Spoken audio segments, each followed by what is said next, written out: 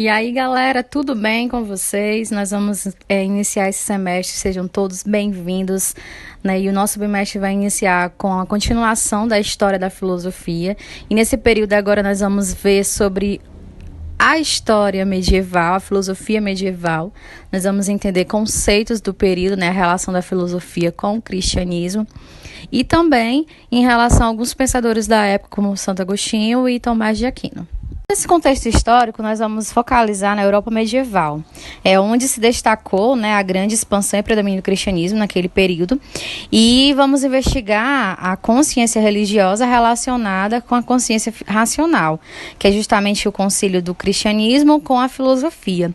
Mas aí vem a pergunta, mas é possível conciliar religião e filosofia, ou até mesmo religião e ciência?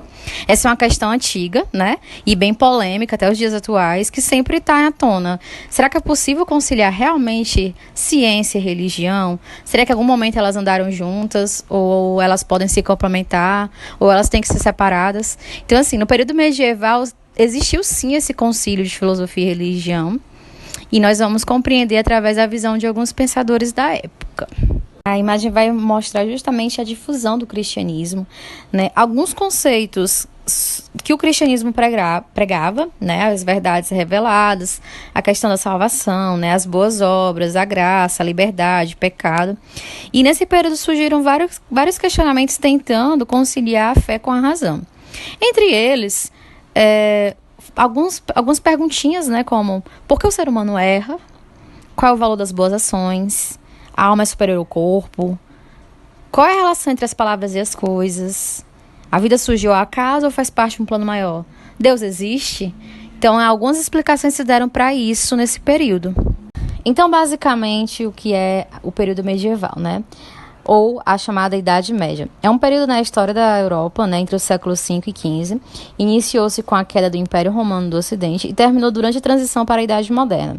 A Idade Média é o período intermediário da divisão clássica da história ocidental entre esses períodos: a Antiguidade, Idade Média e a Idade Moderna, sendo frequentemente dividida em Alta e Baixa Idade Média, que durou cerca de 1000 anos, né?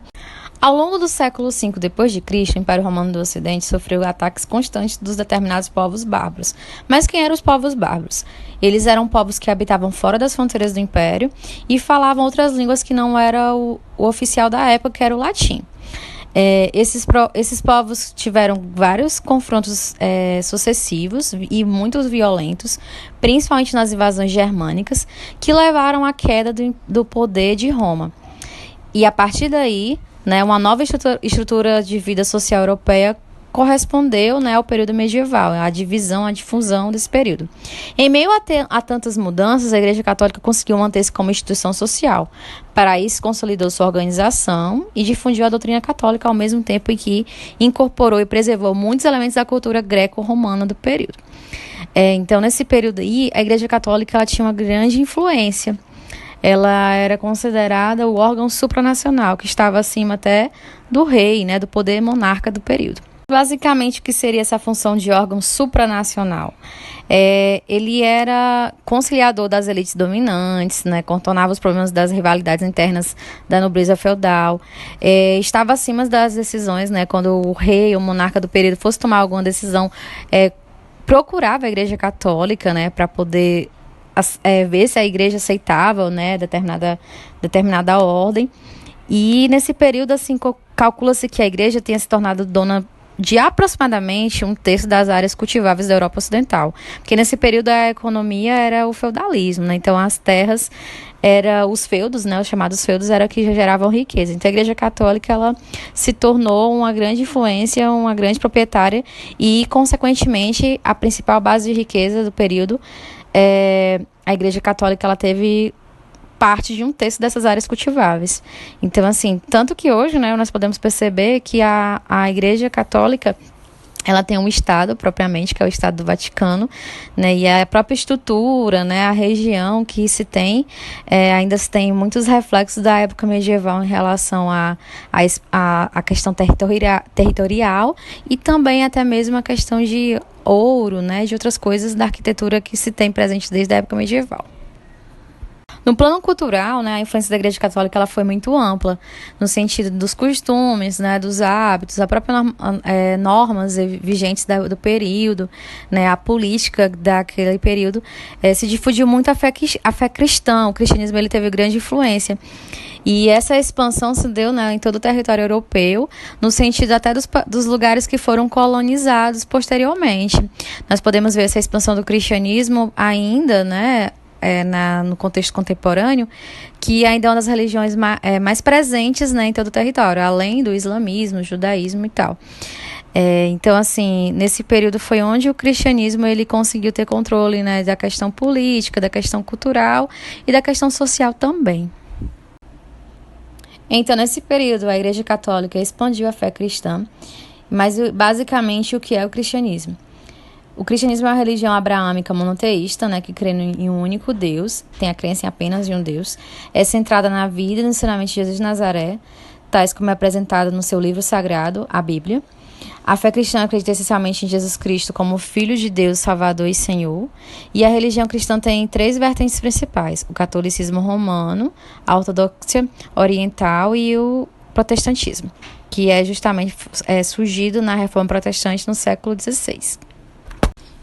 Historicamente, sabemos que o cristianismo é uma religião que surgiu no interior do Império Romano a partir do ano 1 de nossa era, que tem como base o ensinamento de Jesus, né, e é difundido pelo Velho Testamento e o Novo Testamento, que é onde tem os apóstolos, né, como os primeiros cristãos durante o século I depois de Cristo. O desenvolvimento inicial do cristianismo ocorreu juntamente com a edificação da Igreja Católica, né, instituição que se constituiria como única representante da fé cristã no período. Certo. Podemos destacar também nesse período a presença dos padres da igreja, que eram denominação dada aos primeiros pensadores e escritores da Igreja Católica, especialmente aqueles que viveram entre o século IV e VIII. A palavra padre significava pai, no sentido de que foram eles que formularam os primeiros conceitos da fé e da tradição católica. Uma outra coisa também é que o cristianismo, como a maioria das religiões, ele se baseia na fé. Quando se fala na palavra fé, se fala numa crença irrestrita ou uma adesão incondicional às verdades reveladas por Deus a alguns intermediários.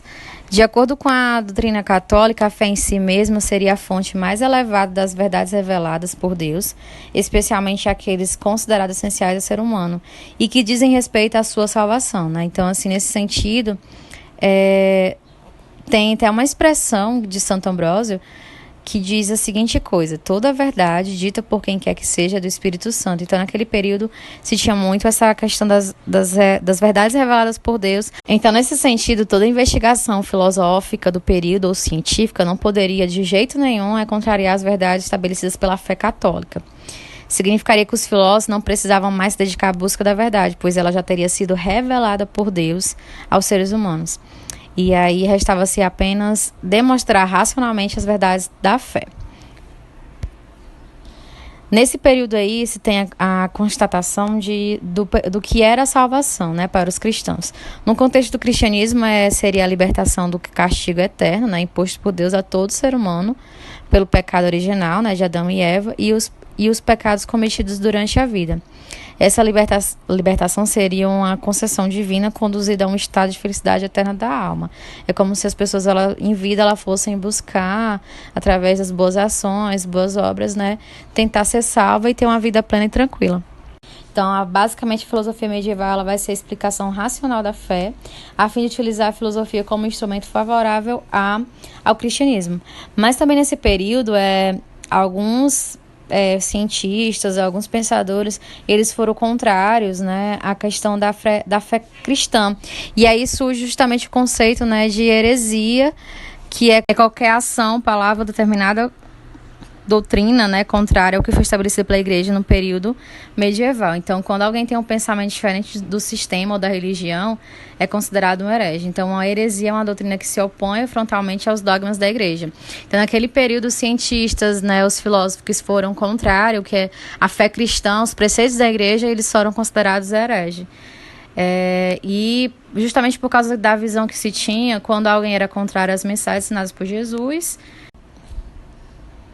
Com base nessa questão da explicação racional à fé, a fim de utilizar a filosofia como instrumento favorável ao cristianismo, a filosofia medieval cristã foi difundida em 4 momentos principais, que foi o dos padres apostólicos, os padres apologistas, a patrística e a escolástica. Os padres apostólicos foi referente ao século I e II, que era relativo ao início do cristianismo. Foi quando os apóstolos e os seus discípulos disseminaram a palavra de Cristo, sobretudo relacionada a temas morais. Entre eles se destacou Paulo de Tarso, ou conhecido pela Igreja Católica como São Paulo, né, e as epístolas, que eram cartas dirigidas às primeiras comunidades cristãs.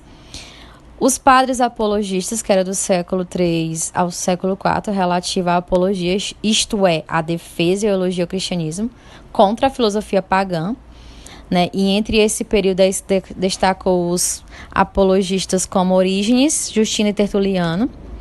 Depois vem a fase da patrística, que é meados do século IV ao século VIII, que pretendeu uma conciliação entre a razão e a fé, com destaque para Santo Agostinho e com a influência da filosofia grega de Platão. E, por fim, a escolástica, que é do século IX ao século XI, que buscou sistematizar a filosofia cristã, sobretudo a partir da interpretação de Aristóteles, né, um filósofo grego, com destaque para Tomás de Aquino, ou conhecido como Santo Tomás de Aquino. Então, foi essa difusão da filosofia medieval cristã nesse período.